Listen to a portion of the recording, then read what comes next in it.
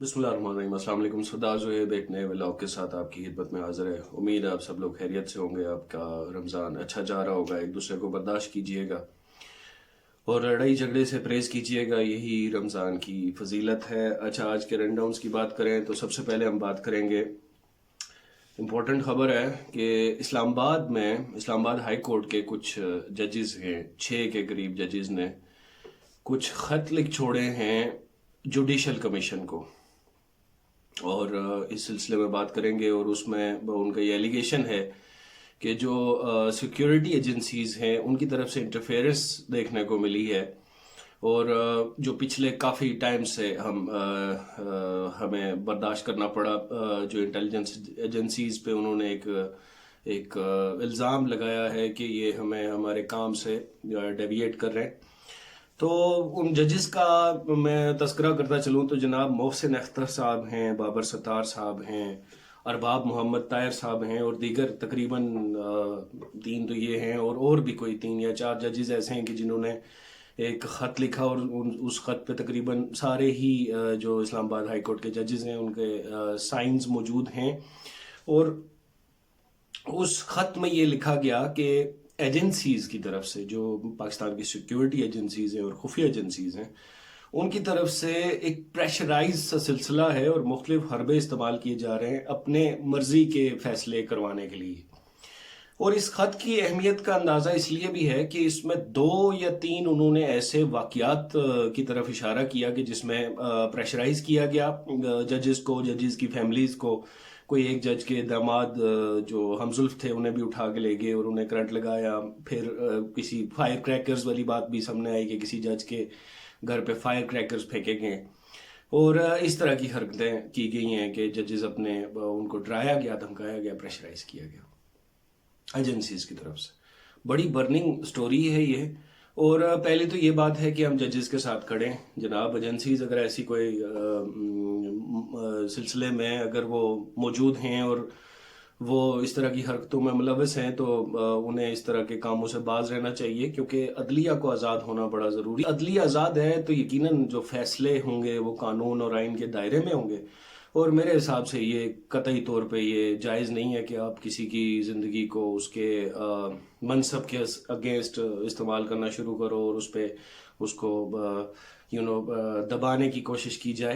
तो अदलिया आज़ाद होना बड़ी ज़रूरी बात है, और इसमें उन्होंने 2-3 चीज़ों का इज़हार किया, वो मैं आपके सामने रखता चलूँ। एक तो इमरान खान साहब की जो केस था उन्हें हटाने का, उस सिलसिले में भी उन जजेस को ज़दोको किया गया, बाद में उस कमीशन को ही ख़त्म कर दिया गया।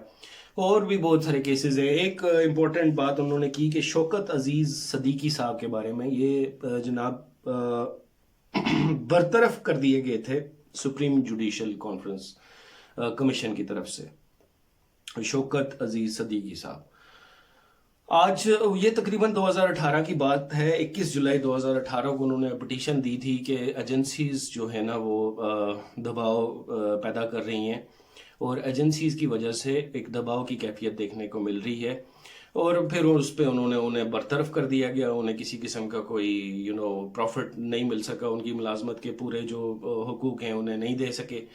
तो आज उनकी तरफ ये इशारा है, ये ख़त जो जजेस की तरफ से लिखा गया कि वो क्वाइट राइट थे एट दैट टाइम, और उनके साथ नाइंसाफ़ी हुई है और उस सिलसिले को रिग्रेट करना चाहिए, जो बाद में उन्होंने हामिद मीर के प्रोग्राम में भी अर्ज़ की। तो मेरे हिसाब से ये एक अलग पोलराइजेशन की तरफ जा रहे हैं। इदारों से तसाद और तसादम किसी सूरत भी पाकिस्तान के लिए मुनासिब नहीं। मेरा तज्जिया ये है कि ये जो भी कोई सिलसिला हो रहा है इसमें कतई तौर पे जो नुकसान है वो पाकिस्तान का है। हाँ, जजेस को आज़ाद फैसले अगर करने नहीं देंगे तो इसका फिर नतीजा ये आएगा कि किसी तौर पे इंसाफ का फैसला नहीं होगा, और एक बेगुनाह को सज़ा होगी और एक गुनाहगार छूट जाएगा। मेरे हिसाब से हुकूमत को इस बारे में, और एजेंसीज को, खास करके आर्मी, मैं देख रहा था कि SPR का कोई बयान इस सिलसिले में नहीं आया, तो गैर जिम्मेदारी वाली बात है। SPR को इस सिलसिले में बयान देना चाहिए, और अगर कोई उनसे गलती है तो उस पर रिग्रेशन नहीं बल्कि उसको तस्लीम करके उसको दुरुस्त करने की तरफ कदम होने चाहिए। और ये एक नई पोलराइजेशन इस मुल्क में नहीं होनी चाहिए। हम किसी किस्म की नई एक पोलराइजेशन का, एक अगेंस्ट दिस कंट्री डिस्टेबलाइजेशन हम نہیں دیکھنا چاہتے. ابھی ایک کل ہی کی نیوز تھی کہ اسٹاک ایکسچینج میں 67,000 پوائنٹ سے بھی ہم انکریز کر گئے. تو وہ ایک پازیٹیو آنسر دیکھنے کو ملا ہے. اسٹاک ایکسچینج میں کام ہو رہا ہے, انویسٹر آ رہا ہے, یہ ایک اسٹیبلٹی کی طرف اشارہ ہے. تو اس میں اگر کوئی اس طرح کی خبر آئے جو ملک میں ڈی اسٹیبلائزیشن کریٹ کرے تو وہ میرے حساب سے ہمارا کام نہیں ہے, پاکستان کا کام نہیں ہے, وہ دشمن کا کام ہے, اور اس میں دشمن کوئی سازش کر رہا ہے. اب دیکھیں وہ جو ججز ہیں وہ تو کوئی دشمن نہیں ہے, یقیناً ان کے خلاف کوئی بات چیت ہو رہی ہے, لیکن آج اس ٹائم پہ آنا کہ جب ملک تھوڑی بہت اسٹیبلائزیشن کی طرف جا رہا ہے, یہ سلسلہ ہم اس میں متحمل نہیں ہو سکتے اور اس سلسلے کو بند کر دینا چاہیے. اچھا, ایک اور بات جو امپورٹنٹ کرتے چلیں کہ ہمارے جناب خواجہ آصف صاحب جو کہ وزیر دفاع ہیں, خواجہ آصف صاحب, ان کی طرف سے ایک بڑا امپورٹنٹ بیان سامنے آیا کہ دہشت گردی کا منبع افغانستان ہے. اچھا, یہ الزام ہے خواجہ آصف صاحب کی طرف سے یا کیا ہے, میں اس سلسلے کو سمجھ نہیں پایا. لیکن خواجہ آصف نے مزید اس کو ایکسپلین کیا ہے کہ جناب جتنے بھی کوئی تحریک طالبان پاکستان کے جو لوگ ہیں وہ سارے کے سارے افغانستان کے بارڈر پہ موجود ہیں اور وہاں سے کارروائیاں جاری ہیں. تو اس سلسلے میں میرے خیال سے خواجہ آصف صاحب بالکل درست فرما رہے ہیں. لیکن یاد رکھیے گا کہ یہ سلسلہ جو ہے وہ تحریک طالبان پاکستان کے جو جنگجو وہاں افغانستان میں موجود ہیں اور افغانستان ان کی پشت پناہی کر رہا ہے, تو یہ سفارتکاری سے حل ہوگا. میرے حساب سے ایک بڑا امپورٹنٹ واقعہ جو یہ چائنا کے کچھ انجینئرز اور وہ لوگ جو ایک دہشت گرد خودکش حملے میں شہید ہوئے, اس سلسلے میں بھی ایک امپورٹنٹ بات یہ آتی ہے کہ چائنا کو پاکستان کے ساتھ مل کے آئی تھنک افغانستان کے ساتھ بات کرنی چاہیے کہ جتنے بھی جو جیسے, کیونکہ دیکھیں اب ہم آن دا بارڈر موجود ہیں, چائنا نے اپنے بارڈر سیکیور کیے ہیں, لیکن کب تک؟ میرے حساب سے چائنا میں بھی انٹرنیشنل جو ٹھیکیدار ہیں, انٹرنیشنل جو اسٹیبلشمنٹ ہے وہ چائنا کو بھی اسٹرانگ نہیں ہونے دے رہی اور نہیں ہونے دے گی. تو یاد رکھیں کہ اگر چائنا نے اپنی انویسٹمنٹ جو کہ سی پیک کی فارم میں, ڈفرینٹ انویسٹمنٹ انڈسٹریز کی فارم میں, مائنری کی فارم میں, اگر ان کو بچانا ہے تو یقیناً افغانستان سے بات کرنی پڑے گی. چائنا کے انٹرسٹ ہیں افغانستان میں, افغانستان کے اپنے انٹرسٹ ہیں چائنا کے ساتھ اور پاکستان کے ساتھ بھی. تو ایک یہ ریٹیلیشن جو دیکھنے کو ملی تھی یہ سٹارٹ ہوئی ہے فرام جو تحریک طالبان پاکستان کے جو حملے بڑے ہیں پاکستان میں, خاص کر کے security agencies, security check post پہ جو حملے کیے گئے لیٹلی, وہ ایک خاص بات دیکھنے کو ملی. اس کے بعد پھر پاکستانی جیٹس کی جو بمباری ہوئی اور اس میں بھی جو تحریک طالبان کے پاکستان کے جو امپورٹنٹ جنگجو ہلاک ہوئے, اس سلسلے میں بھی بات کریں گے کہ وہ بھی ایک چیز ایسی ہے کہ جس میں میرے حساب سے پہلے اگر افغانستان حکومت کو اعتماد میں لے لیتے تو بہتر تھا. یہ مسئلہ صرف سفارتکاری سے حل ہوگا اور میرے حساب سے چائنا کو اس میں انوالومنٹ دکھانی پڑے گی, کیونکہ اگر دو آپس میں دو دعوے دار ہیں تو اس میں ثالث کی ضرورت محسوس ہوتی ہے, اور وہ امریکہ نہیں ہو سکتا, وہ کوئی اور نہیں ہو سکتا, وہ چائنا ہی کام کر سکتا ہے. اچھا, ایک اور چیز آپ کو اس بارے میں بتاتا چلوں کہ ایک چیز ہے کہ جو آپ اپنے نظر میں رکھیے گا, ذہن میں رکھیے گا کہ یہ سب کروا کون رہا ہے.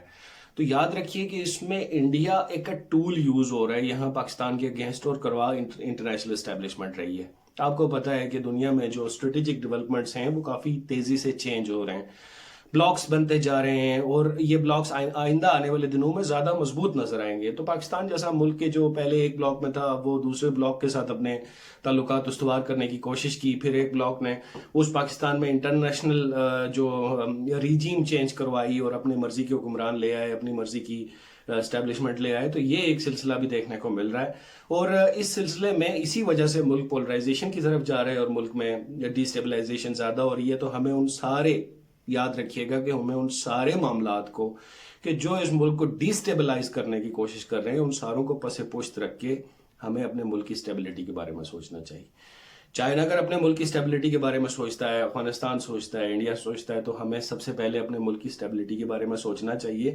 ہمیں ذاتی مسائل, ذاتی اناد, ذاتی پریشانیاں, اگر کسی کے ساتھ زیادتی ہے تو ذاتی زیادتیوں کو بھی بلا کر اس ملک کی اسٹیبلٹی کے بارے میں سوچنا پڑے گا, تبھی یہ ملک ڈیولپمنٹ کی طرف جا پائے گا, اسٹیبلٹی کی طرف جا پائے گا. سیکیورٹی کے ایک ایشوز ہمیں موجود ہیں, لگاتار حملے بڑھتے جا رہے ہیں. میں نے پچھلے ولاگ میں عرض کیا تھا کہ ایک نئی ویو ہمیں نظر آ رہی ہے دیکھنے کو, کہ جو پاکستان میں ڈی اسٹیبلائزیشن کی ایک نئی لہر کریٹ کرے گی. یاد رکھیے گا کہ ابھی جو اگر پولیٹیکل اسٹیبلٹی ہوتی ہے تو دہشت گردی نکل آئے گی. اگر دہشت گردی سٹاپ ہوتی ہے, ضرب غصب ہوتا ہے, رد الفساد ہوتا ہے, اس کے بعد یہ وائپ آؤٹ کر دیے جاتے ہیں, تو پھر آپ کو اکانومیکل ڈی اسٹیبلٹی نظر آئے گی. تو یاد رکھیں کہ یہ ملک جو ہمارا ان مسئلوں سے دوچار ہے, وہ اس ملک کو یہ مسئلے کریٹ کروائے گئے ہیں. دشمن ہمارا نواز شریف بھی نہیں ہے، نہ ہی عمران خان ہے، نہ ہی ہمارا کوئی سیاسی حوالے سے کوئی آرمی کے ساتھ کوئی ایجنسیز وغیرہ. دشمن ہمارے باہر بیٹھے ہیں جو ہمیں یوز کر رہے ہیں، ہمیں مختلف طریقوں سے انگیج کر کے اس ملک کو ڈیسٹیبلائز کر رہے ہیں. تو اس بارے میں ہمیں ضرور سوچنا چاہیے اور یہ ایک بات دماغ میں رکھنی چاہیے کہ سب سے پہلے پاکستان. اچھا جی، ایک اور بات آپ کو بتائیں لاسٹ میں کہ نواز شریف صاحب یہ چاہتے ہیں کہ وہ ملک سے باہر چلے جائیں اور جلدی یہ دیکھنے کو ملے گا. آئی تھنک رمضان کا آخری عشرہ شروع ہونے والا ہے اور اس آخری عشرے میں نواز شریف صاحب سعودیہ تشریف لے جائیں گے. آخری عشرہ آئی تھنک وہاں گزاریں گے. مریم نواز بھی انہیں شاید وہاں جوائن کریں گی اور پھر وہ وہاں سے انگلینڈ جو ان کا آبائی ملک ہے وہ وہاں چلے جائیں گے. آئے کیوں اور اب جا رہے ہیں، جس طرح آئے تھے ویسے ہی جا رہے ہیں. جیسے نامراد آئے ویسے ہی نامراد لوٹے. آئی تھنک نواز شریف صاحب اگر آپ تک میری بات پہنچے تو آپ کے ساتھ بڑا ہینڈ ہو گیا. آئی تھنک آپ کو آئل ہو گیا، تیل اس کو کہتے ہیں ہم دیسی زبان میں. آپ کو تیل ہو گیا. آپ کو اتنی تکلیف سے آپ کی ایون فیلڈ اپارٹمنٹس، بہترین لگژریئر ایریا، بریلینٹ لیونگ، وہاں سے اٹھا کے آپ کو پاکستان لے آئے. بیمار آدمی ہیں آپ، اتنا ٹریول کریں گے، کروا کے لے آئے. پھر آپ کو ایک دو جلسوں میں بھی ڈمی اور شو پیس کی طرح پیش کیا، جہاں آپ نے اپنی 90 کی دہائی کی سیاست کو دوبارہ زندہ کیا. آپ نے سوچا کہ 90 کی دہائی ہے، 2000 کی دہائی ہے، عوام کو بس جو بتائیں گے عوام بس کیا بات ہے.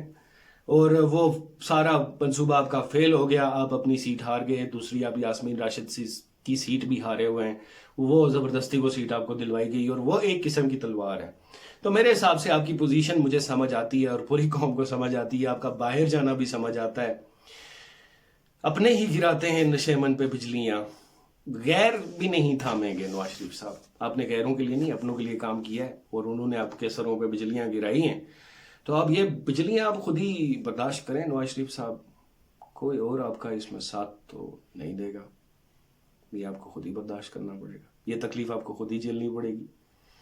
بیٹی کی بجلیاں، بھائی کی بجلیاں. تو وزیر اعظم آپ نہیں بن سکے، معذرت چاہیں گے ہم عوام آپ سے پاکستان کی. ہم نہیں چاہتے تھے آپ وزیر اعظم بنے. ہم تو یہ بھی نہیں چاہتے تھے کہ شہباز شریف صاحب وزیر اعظم بنے، لیکن وہ بن بیٹھے.